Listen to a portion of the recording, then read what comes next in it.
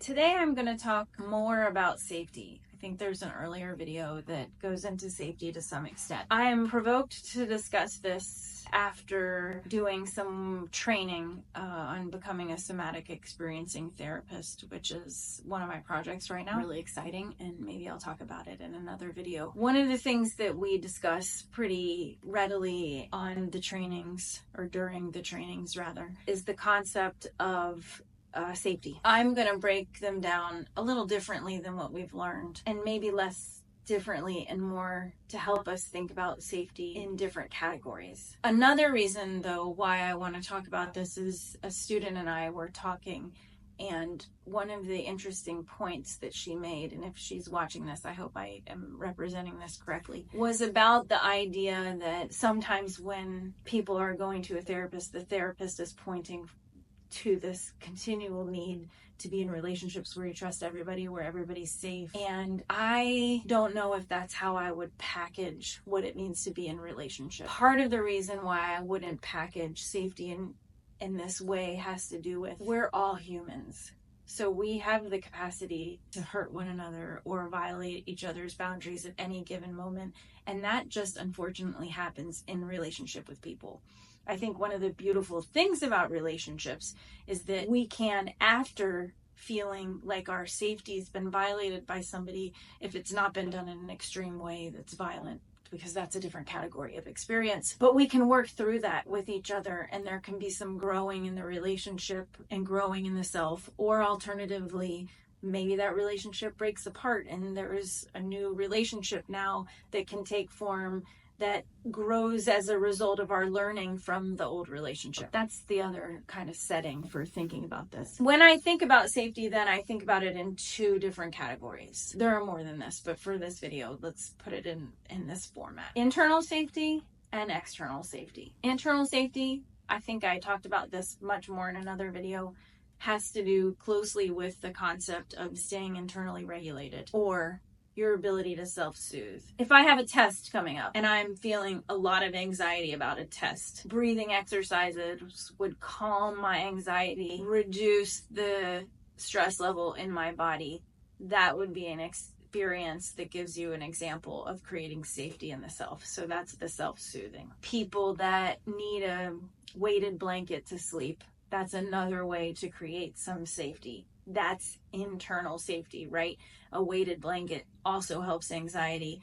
It helps particular diagnostic categories like autism, for instance. The blanket then serves as this way of helping create internal safety. If there is a trauma history, internal safety becomes pretty paramount. Again, this is thinking about regulation or keeping your system calm. Perhaps if you're confronting a situation that reminds you of a past situation, and you have some way to keep yourself feeling in balance. One tool, for instance, would be having something soft in your pocket. So you know you're going to go into a situation that's going to be highly stressful. Maybe you're going home to an environment that had a trauma history, that if you have something soft that you can touch, that reminds you to stay in your body. That's a way of maintaining internal safety. External safety is different, and I have such a struggle with thinking about it, especially because I'm a teacher. So when I go into a classroom and I'm thinking about the topic for the day, and I'm in my trauma class, which is entitled Scripture and the Human Response to Trauma, I know that some students may share personal stories as a context for understanding the material.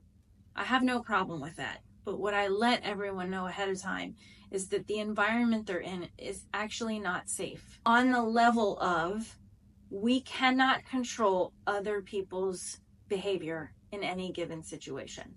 Impossible.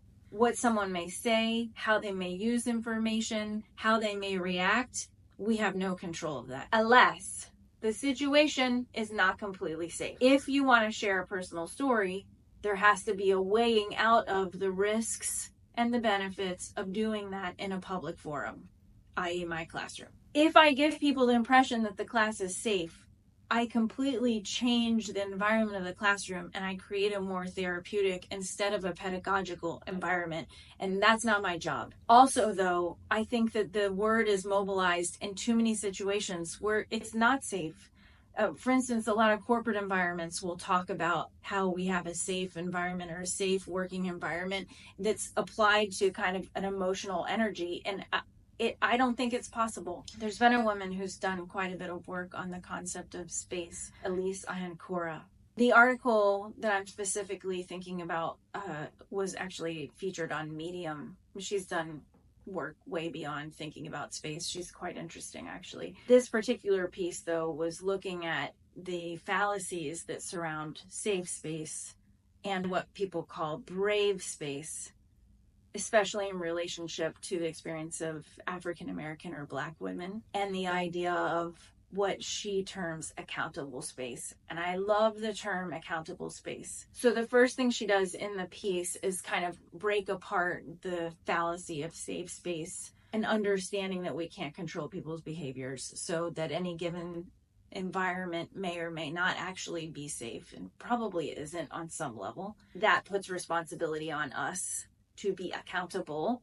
This is where she wants to go with the concept of space, to what we share and how we respond to other people. She also looks at the concept of brave space, which has more to do with, and she says it better than I will now, the idea of going into a space and being courageous and brave to, for instance, state your point of view or assert a particular desire.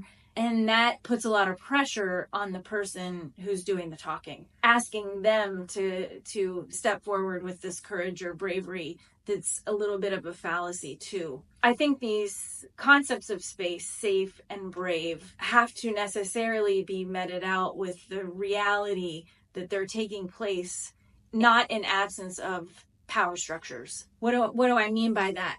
Well, if a student comes to me and has identified me as safe, and they tell me certain things, there are certain contexts or certain substances that I have to do something with from a professional level. So already there's a power imbalance. To me, if there's a power imbalance, it's inherently not a safe environment. One has to be aware of how power is a currency in any given environment. It's the responsibility of both parties, regardless of power, to be accountable to each other, to their own behavior, to their own thoughts, to be responsible in any given environment in terms of both interacting and responding to the other person. I'm going to use this in my class. It deserves some more robust conversation. I really encourage you guys to take a look at her article, because she outlines what is an accountable space and all the different steps you can make. But I do want to draw attention to thinking about, if you're going to share experiences, that you may be in an environment that's not safe. And if you've listened to this whole video, really, you're probably not. I want to extrapolate all of this thinking about external safety to our personal relationships. Listen, there are opportunities in any relationship for us to hurt each other. That does not mean we're bad people. And when I'm talking about hurt, I'm talking about feelings. I'm not talking about violence. I'm not talking about bodies. I'm talking about just the way we express ourselves and emotional boundaries that we may cross with one another. The lack of safety, if that's what we want to label conflict, does not inherently mean that there's something wrong. It means there's something to learn. You've done it to your best friend. You've probably done it to your partner. You've probably said something to your parent that you regret later. That we have these little marks where we lash out at somebody, or we create a feeling of not being safe. And if people do that over too many times, or it's too much of a pattern, if I transform the way that I'm thinking about that, about accountability, then what is my responsibility in that situation? Well, I say something. I say literally, when you said X, I felt Y, and I did it. And then it was, wait a minute, that's not exactly what I meant.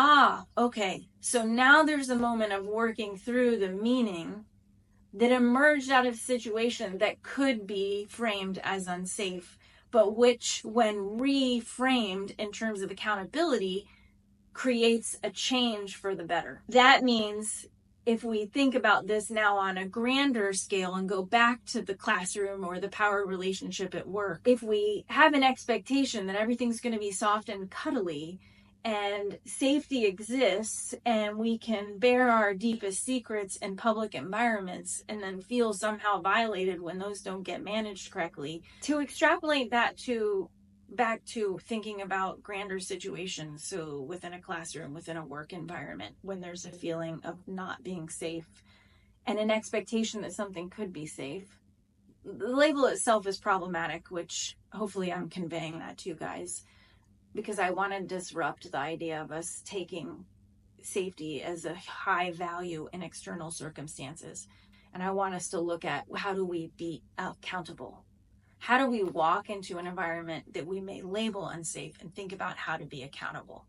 And if that means something unsafe has occurred, it means reporting it. It means getting out of the situation. It means addressing it. It means talking about it with somebody. There are many, many, many ways to be accountable. Underscore accountability. That's where I'm going with this. We have internal safety that makes sense in relationship to self-soothing and self-care. Then we have external safety, which can sometimes be a fallacy, if not always. And that instead of thinking about it as external safety, so to speak, we think about how are we accountable in this situation, and how can we, again, getting back to a theme that I do in a lot of these videos, how can we take action to create a better situation? Or if we're envisioning a safe environment, how do we develop that? Thanks.